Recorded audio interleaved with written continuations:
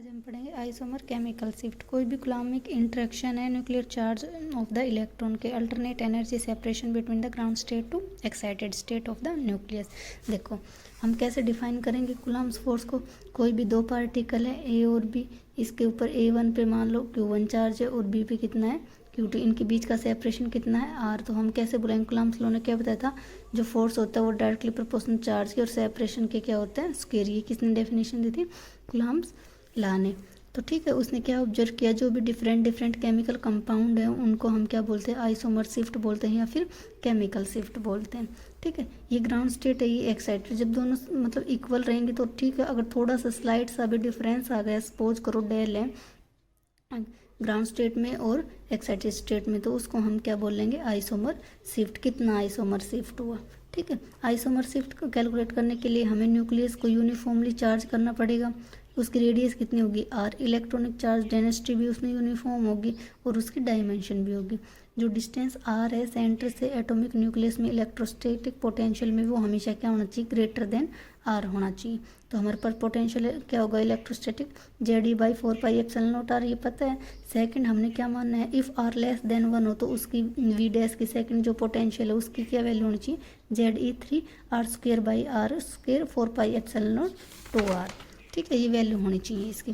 अब उसी की इक्वेशन में जो ये लास्ट वाली हमारी ये वाली है V की, इन दोनों में हम क्या करेंगे, हाइपोथेटिकल पॉइंट है, इसमें इलेक्ट्रॉन S इलेक्ट्रॉन में है, मीन्स sp-d-f ऑर्बिटल में होते हैं ना, S में 0, P में 1, D में 2, वैसे ही S इलेक्ट्रॉन में मीन्स L की वैल्यू वहाँ पे कितनी है, 0 है। फाइनाइट डेंसिटी है, एटॉमिक न्यूक्लियस है, जो एनर्जी स्टेट न्यूक्लियस की अफेक्ट कर रही है चार्ज ऑफ को, तो उसको हम क्या बोलेंगे, स्फीयर ऑफ रेडियस की फॉर्म में कर रही है। तो उसका एनर्जी डिफरेंस कैसे निकालेंगे, दोनों पोटेंशियल एनर्जी के डिफरेंस के चेंज इन एनर्जी कैसे निकाल, लिमिट 0 से इन्फिनिटी रो V डैश V 4πr²dr।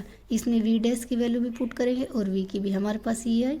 तो उसके बाद देखो इसको इंटीग्रेशन करेंगे, लिमिट चेंज हो रही है अब, क्योंकि इंटीग्रेशन कहाँ से कहाँ होगा, 0 से R और लेस देन R है, तो इंटीग्रेशन 0 से कहाँ होगा, R होगा। डेली में यहाँ पे वैल्यू पुट की, ये आई हमारे पास। तो हम इसमें क्या करेंगे, 2πz² 4πε0, जो यहाँ पे हमारे पास रो था वो किसके इक्वल हो सकता है, E/s के स्क्वेयर के इक्वल, और उसका इंटू में क्या है हमारा R², जो E है हमारा वो इसके इक्वल है। जो भी ये रो हमारे यहाँ पे क्या है, चार्ज डेंसिटी एनर्जी बोल सकते हैं उसको, electron in the atomic nucleus में। जो भी एटॉमिक न्यूक्लियाई है एक्साइटेड स्टेट से डिफरेंट क्या करेगी, ग्राउंड स्टेट में जाएगी, एक्साइटेड स्टेट में फिर ग्राउंड स्टेट में आएगी। ये क्या है, स्मॉल और लार्ज। रेडियस क्या है, इरिडियम की जो भी एक्साइटेड स्टेट है उस ग्रेटर देन है radius of the ground state. Excited state की जो रेडियस है वो ज़्यादा है किस केस में, इरिडियम के, as compare to ground state. On the other hand जो radius of excited state ferrous की है वो स्मॉलर है। देखो दोनों लाइन बहुत इंपॉर्टेंट है। जो भी रेडियस है किसकी, इरिडियम की, एक्साइटेड स्टेट में ज़्यादा है, लोअर में क्या है, कम है।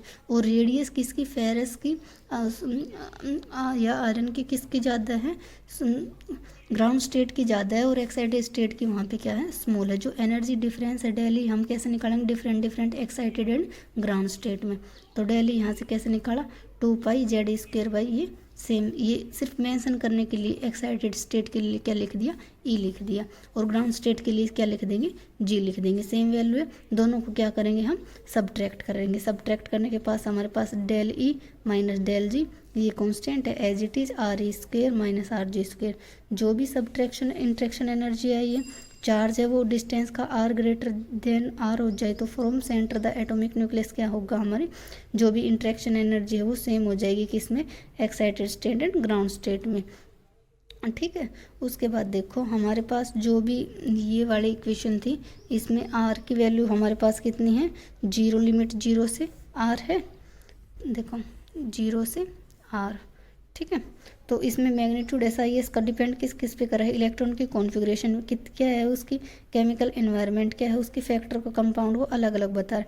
जो भी हम एक्सपेरिमेंट करते हैं, डिटरमाइन करते हैं शिफ्ट कितनी गामा रेज एनर्जी एब्जॉर्ब कर रही है, इमिट कर रही है, मतलब कितना शिफ्ट हुआ है। देखो डेल स्मॉल कितना शिफ्ट हुआ है ग्राउंड से एक्साइटेड स्टेट में। ठीक है, तो हम कैसे निकालेंगे डेल, एब्जॉर्ब माइनस एमिशन। तो हमारे पास ये इक्वेशन आई थी, ये इक्वेशन हमने यहाँ पे रख दी।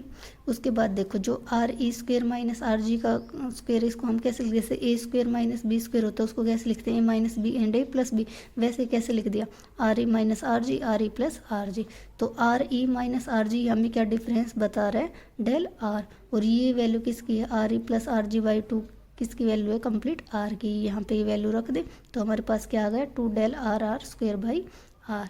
ठीक है, अब देखो ये वाली इक्वेशन हमारी और ये वाली इक्वेशन दोनों को हम क्या करेंगे, एब्जॉर्प्शन और एमिशन, हमें तो डेल चाहिए, कितना शिफ्ट हुआ, डेल हमारा क्या है, केमिकल शिफ्ट, कितना शिफ्ट हुआ, तो हमने यहाँ से दोनों को सब किया, ये है हमारे पास इक्वेशन। तो जो हमारी कोई भी कांस्टेंट नाम दे दिया कि इसकी वैल्यू क्या है 4 pi R square Z square 4 pi epsilon naught 5। ठीक है, जो भी ये एक्सप्रेशन है आइसोमर शिफ्ट किस फैक्टर पे डिपेंड कर रहा है, डेल आर बाई आर पे डिपेंड कर रहा है, और उसकी न्यूक्लियाई की डिफरेंट न्यूक्लियाई की एमीटर और एब्जॉर्ब पे डिपेंड कर रहा है। सेकंड फैक्टर किस पे डिपेंड कर रहा है, साई एस फंक्शन क्या है, एमिशन और एब्जॉर्प्शन के एट उसके पैरामीटर्स पे डिपेंड कर रहा है डिफरेंट के लिए।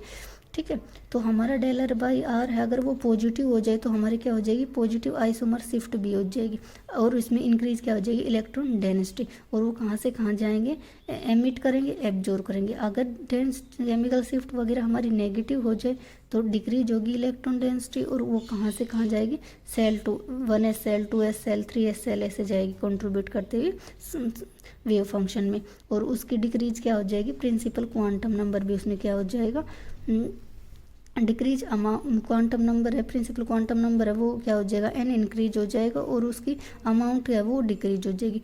जो सेल्स है उसको क्या कर रही है, केमिकली बॉन्डिंग को अफेक्ट कर रही है, उसमें कितना मतलब सील्डिंग इफेक्ट है, कितना एस रेडियल फंक्शन है, उसको उसके ऊपर डिपेंड करे। सील्डिंग में इफेक्ट इलेक्ट्रॉन्स का इंक्रीज हो जाएगा, और जो एस रेडियल फंक्शन है वो डिक्रीज हो जाएगी, और डेंसिटी भी वहाँ पे न्यूक्लियस की डिक्रीज हो जाएगी। जो आइसोमर शिफ्ट वगैरह है उसको हम मेजर करते हैं as electron density at the nucleus, absorb करते हैं क्या compare to with density emit nucleus. जो भी हमारे पास आयरन फेरस है वो किस किस पे नेगेटिव डेल आर वैल्यू दे रहा है, पॉजिटिव आइसोमर शिफ्ट हो रहा है, डिक्रीज क्या कर रहा है, इलेक्ट्रॉन डेंसिटी को एब्जॉर्ब कर रहा है। यहाँ तक लिखोगे, उसके बाद सीधे यहाँ से बताओगे जो भी हमारी जो फेरस कंपाउंड है नंबर का 3d इलेक्ट्रॉन हमेशा ग्रेटर देन रहता है कंपाउंड का, और वो किस किस की फेरस के बीच में लाई करता है, हमारा 0.5 से 0.5 नैनो सेकंड में, और जो डेंसिटी है फेरस की वो हमेशा स्मॉल होती है, यहाँ से देखो यहाँ से लिखना है, स्मॉल होती है, और आइसोमर शिफ्ट जनरली हाई होता है। जो फेरस कंपाउंड होता है 3d इलेक्ट्रॉन्स में वो हमेशा ज़्यादा होता है, और जो इलेक्ट्रॉन डेंसिटी होती है न्यूक्लियस स्मॉलर होती है, और आइसोमर शिफ्ट हमेशा लार्ज होता है। ये हमारे पास था isomer chemical shift means del की वैल्यू निकालनी थी हमें।